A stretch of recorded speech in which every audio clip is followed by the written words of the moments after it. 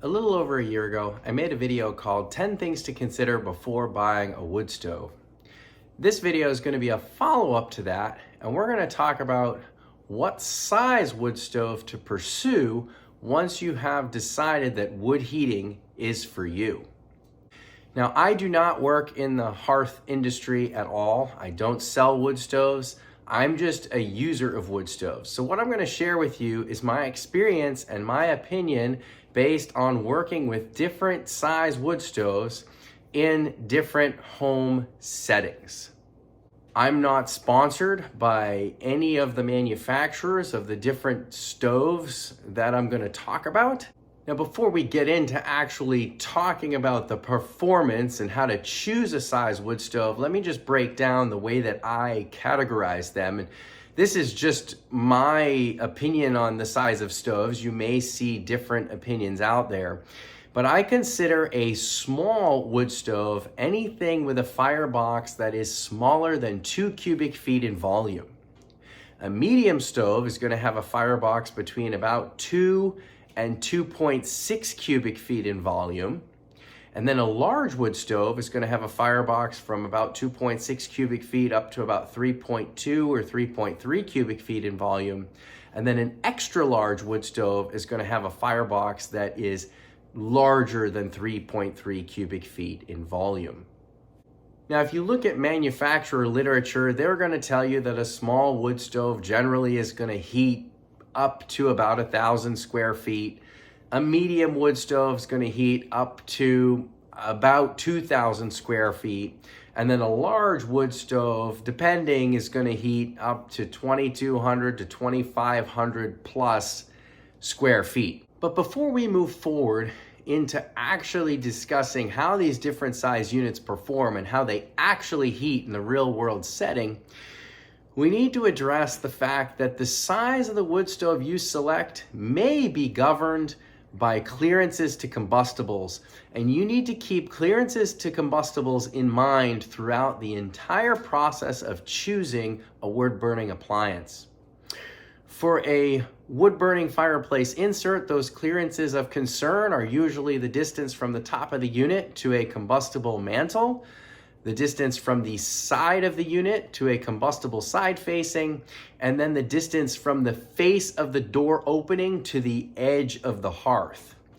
When you go to a wood stove, the considerations are similar. You're interested in the distance from the unit to a combustible wall behind, and to the side. You're also interested in the distance from the side of the stove to the edge of the floor protection, as well as the front of the floor protection or hearth. So you do need to pay attention to those dimensions for any wood stove that you're considering purchasing. So let's jump into this square foot heated, because that's the number that most people go into a purchase thinking about. Oh, I want to heat 1,500 square feet. I want to heat 2,000 square feet with this wood stove. And if you go in with that mentality and then buy a stove that the manufacturer says can heat that square footage, you might end up disappointed, because there's a lot that goes into how many square feet a wood stove can actually heat. For example, home insulation is a factor. How air circulates within the home is a factor. The size of the room that the stove is in is a factor. On top of all that, even more important than square foot heated is the volume heated in cubic feet. So for example, if you have an 8-foot ceiling, you have one volume, but if your ceiling height happens to be 7.5 feet, the volume happens to be a little over 6% less. So you have the same area, but you could have quite a bit less volume, and less volume is less air heated. So therefore, of course, a heat source is going to do a better job heating a larger area. So let's get into some real world performance. I'm currently living in a 2,600 square foot colonial that was built in the late 1700s. We've got 2 finished floors of living space in that 2,600 square feet. We also have a full walk-up attic, 3rd floor, which is not technically conditioned space. However, the insulation in this house is on the roof line, not at the ceiling line. So technically, the wood stove is heating 3 floors of volume, even though we don't count that in our 2,600 square feet of living space. Now, this house does have closed cell spray foam insulation on the roof. The walls have older blown-in insulation in them, and the windows are mostly single-paned glass with storm windows on them, although a few windows in the house have been replaced. So by any stretch, this is a large house that would tax a large wood stove. And indeed, we do have a large wood stove. Behind me is the Woodstock Soapstone Ideal Steel. This is a hybrid wood stove with a 3.2 cubic foot firebox, so it falls right in that large wood stove category. Woodstock Soapstone claims that this stove will heat up to 2,200 square feet. However, I can tell you that on the majority of days throughout the winter here in southern New Hampshire, this stove is heating all 2,600 square feet of this house. We do have great southern exposure, so we do get a lot of solar gain in the house. When the sun's out, this stove is good all the way down to 25 Fahrenheit outside as your high temperature. This is heating the whole house. On a cloudy day, even if its temperature is up around 30 or 32 or even higher, this stove won't necessarily heat the whole house. And definitely if temperatures start to get below 25 for our daytime highs, this stove by itself struggles to do the job and keep the house at a comfortable temperature that we like. In those situations, I usually just go ahead and light up our Regency i1500 wood insert, and that'll take the edge off, and the 2 units together can keep this house heated. Previously, we lived in a 2,000 square foot cape that was built around the same time as our current colonial, so late 1700s, early 1800s. It had been completely redone. It had replacement windows. It had been insulated. It was all updated. We had the Regency i2400 fireplace insert in the fireplace in a central chimney with the blower, and that unit was pretty much heating that 2,000 square foot house. Now, the furnace in that house did have to work a little bit, definitely first thing in the morning. That was forced hot water heat. Whereas now we have forced hot air heat.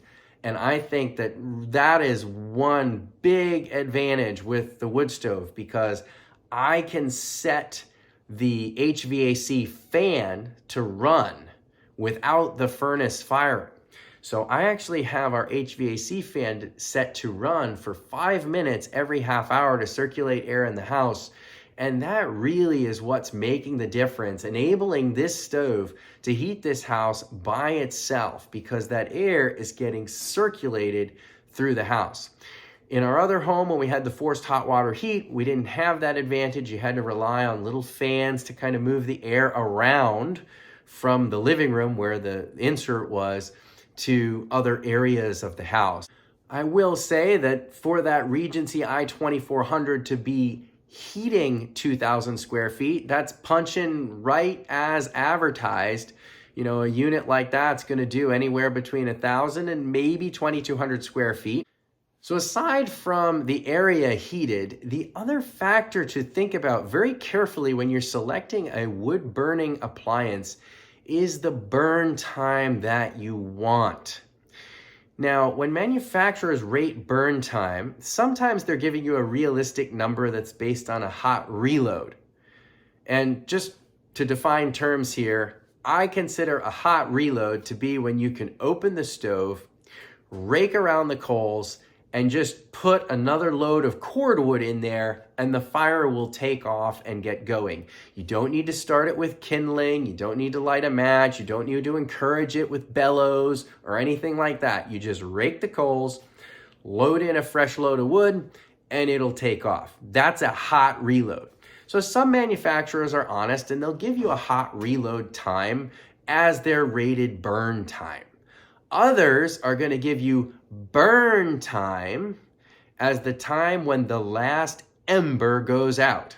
those of us who are heating with wood stoves don't care about that maximum burn time. We care about when we need to reload the stove if we want to maintain a fire and maintain a heat level. So in this sense, the size of the stove makes a big difference. Let me just share with you some numbers here.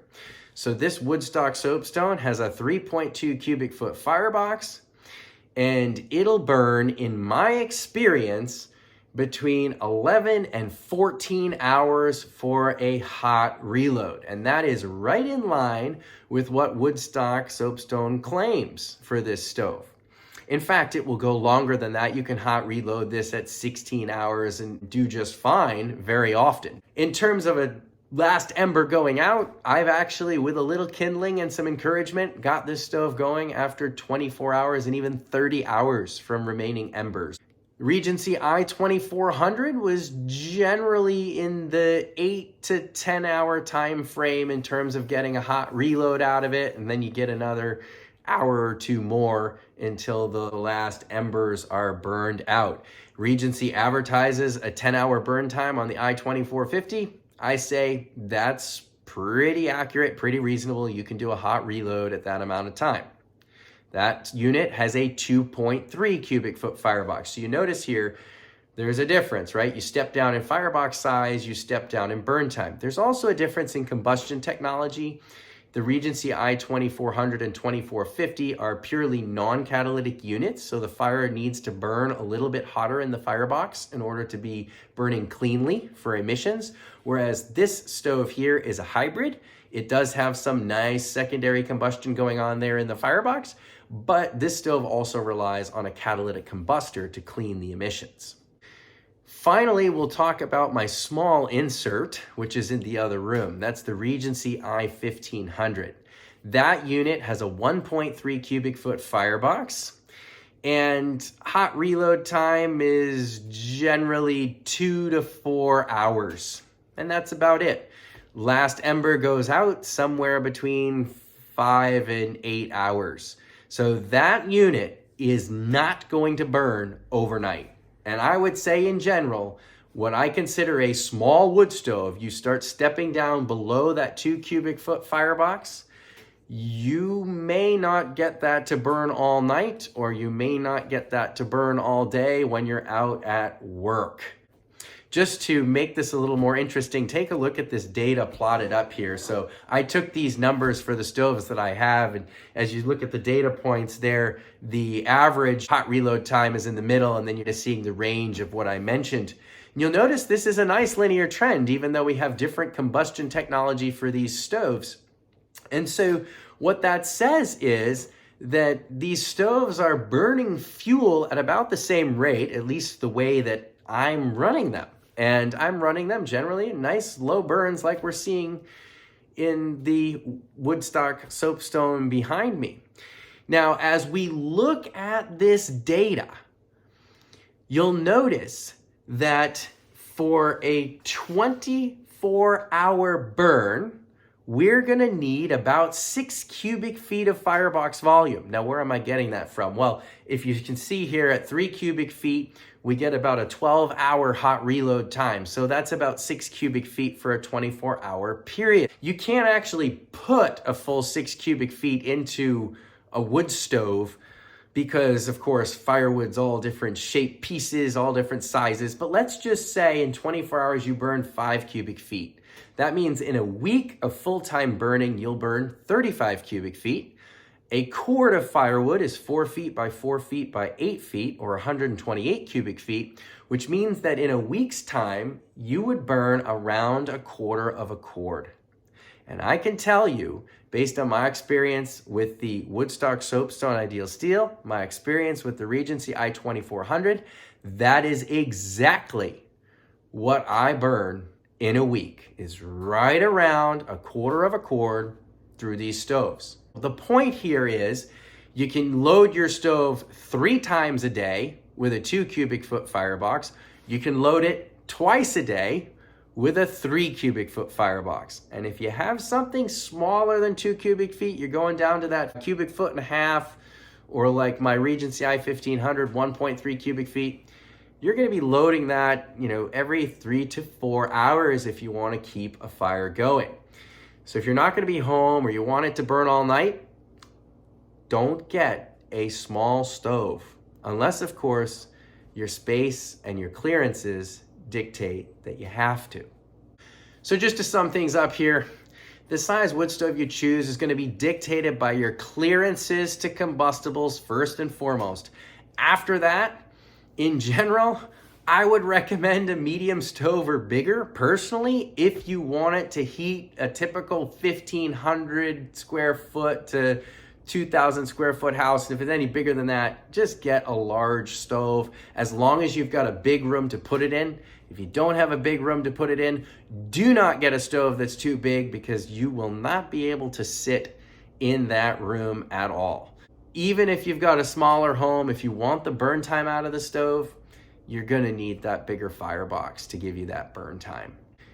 And then finally, if you are heating or planning to heat 24/7, maintaining a fire 24/7, plan on burning 1/4 of a cord of firewood per week. Hopefully you found this helpful.